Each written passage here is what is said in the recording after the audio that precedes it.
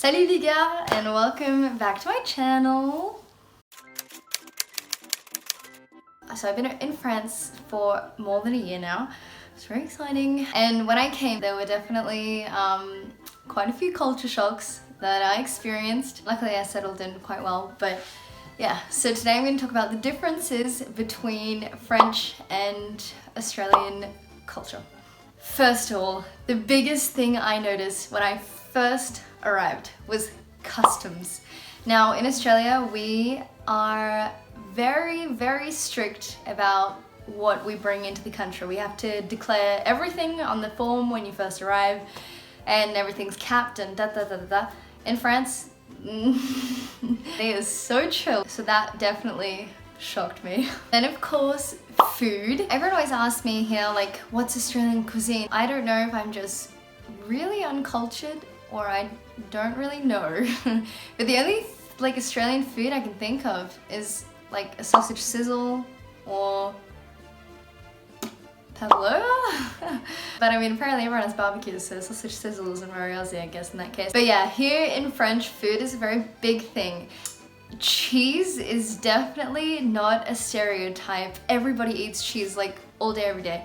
I remember the first time I went to one of my friend's places, we ate lunch, and then after lunch, mum brought out a platter of cheese, like just all the different types of cheeses, and we just sat around the table eating cheese. And I remember I was so shocked. I was like, wow, this would never happen back where I'm from. That was definitely very interesting. And also baguettes. I used to work in a bakery, and every morning we'd like sell out, like everyone would buy baguettes. Also, I learned recently that in Australia we call a baguette a French stick.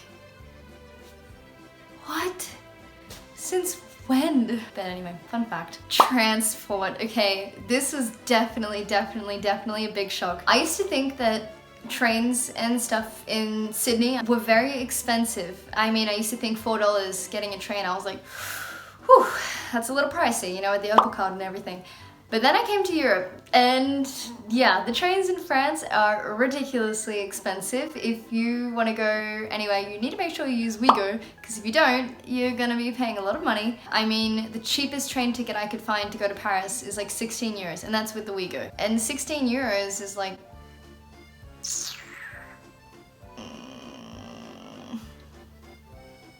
$25-ish.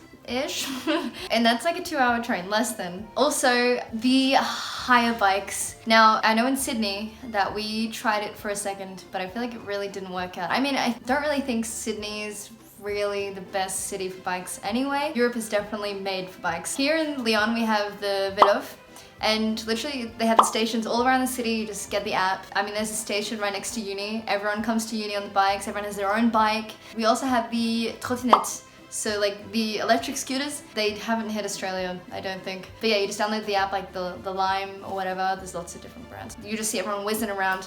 I'm a bit scared to use them. Petrol is really expensive, like ridiculously expensive. And so is owning a car.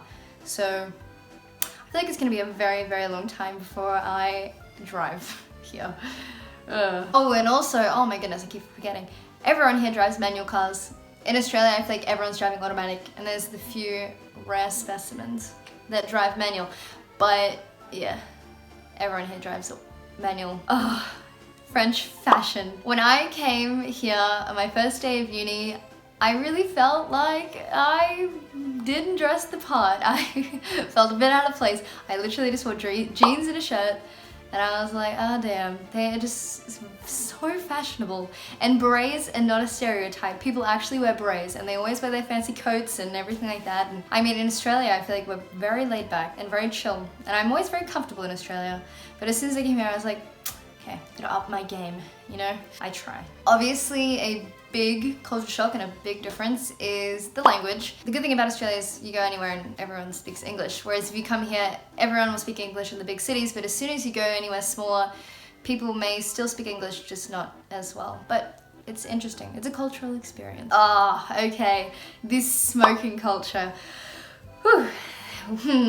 Okay, in Australia, this is my opinion. I feel like we do a lot more to disencourage people to smoke, whereas here it is just accepted everyone smokes.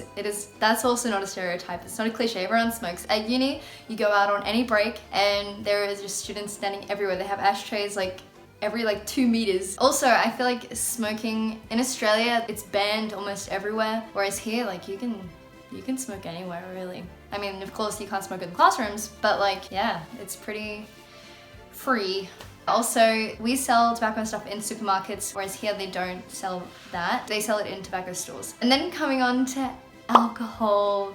Now, alcohol, this really shocked me. When I found out that they sell alcohol in supermarkets, like literally you can just walk up to the shelf, grab a bottle of wine, go to the self-serve and just walk away. Whereas obviously in Australia you have to go to the bottle-o. Also on Sundays they don't sell alcohol past 12:30 in most places. So I mean, if you don't have your booze before then, well, you're missing out until Monday. I was never really much of a wine drinker before I came here.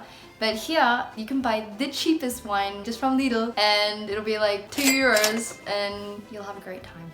Nice with dinner is what I meant to say. Leading on to the nightlife. I always thought that we were kind of little babies in Australia, but to be honest, I kind of appreciate going home early now. Here, nobody's out earlier than 11. No place will be open, like there's just nothing. It's been a long time because COVID. You begin earliest at 11 and you finish the next morning at like 6. Like they are big nights. I don't know if I'm just not European enough, but I need like a full 2 days recovery.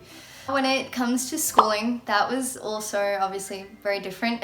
If you've watched Emily in Paris, then you know the collège joke. Collège in France is like year 9. I mean, in Australia, we don't use the word college anyway. Here, the marks are always out of 20. If you get like an 18, you're good. Even though that sounds terrible, that's very good. The school year is different. So in France, they start in September. And in Australia, we start in January, you know, start of the year. But it gets a bit confusing sometimes when my friends say l'année prochaine, which means next year. Depending on the context, they might not be talking about next year. They might be talking about the next school year, which could be in the same year. So it takes some getting used to. When it comes to driving, we drive on different sides of the road. When you're walking upstairs and whatever, you're on the other side as well. That took a while to get used to when I first came, but now we're good. I know my left and rights. In Australia, the roads are much more open. Even like in Sydney city, I feel like they're much more open than here. You will see the tiniest streets here and you will see all the cars with so many bumps and scratches because everybody just tries to get into a spot that's half the size of their car. But you know what? They're French, so it's okay.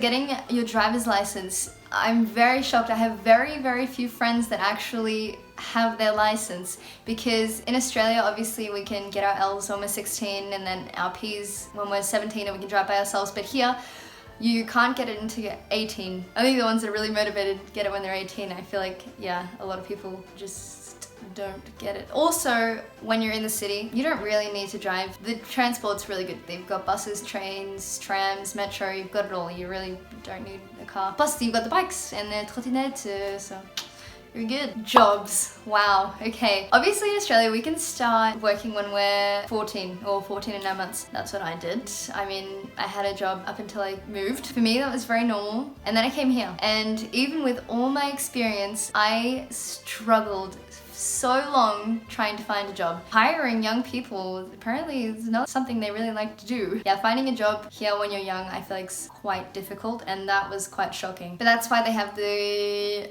student contracts. The student contracts, they're specifically for students and usually it's just weekend contracts or whatever. And so, yeah, people's attitudes are, it's a cliche that the French are very rude. I think in Paris, they are, especially if you don't speak English. But I think here in Lyon, people are very nice and people are very friendly. I mean, if you go anywhere, everyone says bonjour, bonne journée.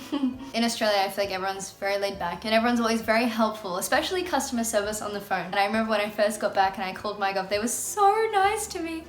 And I was like, wow, I just forgot what it was because I had obviously like spoken to customer service for like a year over here and they're just they're very direct and they don't fluff around. They're very straight to the point, even if it's rude. That's okay. Again, another reference to Emily in Paris. I really did like that TV show. In Australia, the customer's always right. In France, that is not the case.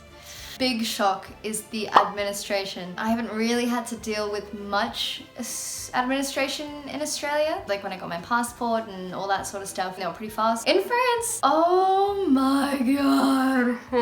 Whether it's healthcare, whether it's visas, whether it's uni, whether it's literally anything, they will take months and months and months and months and months. A few moments later. This difference is very specific to Sydney and Leon, but beaches, I'm surrounded by land, and that was a bit shocking. You know, you come here in summer and you expect, you know, just pop off to the beach like you could do in Sydney, but no, here the beach is a bit far away. So yeah, I think those are the biggest shocks that I've had, to be honest. I guess I'm gonna do that really cringy YouTube thing and say, like, comment, and subscribe, people. And just let me know if I got anything wrong, because I mean, these are just my opinions. In that case, chamigos, bis bald.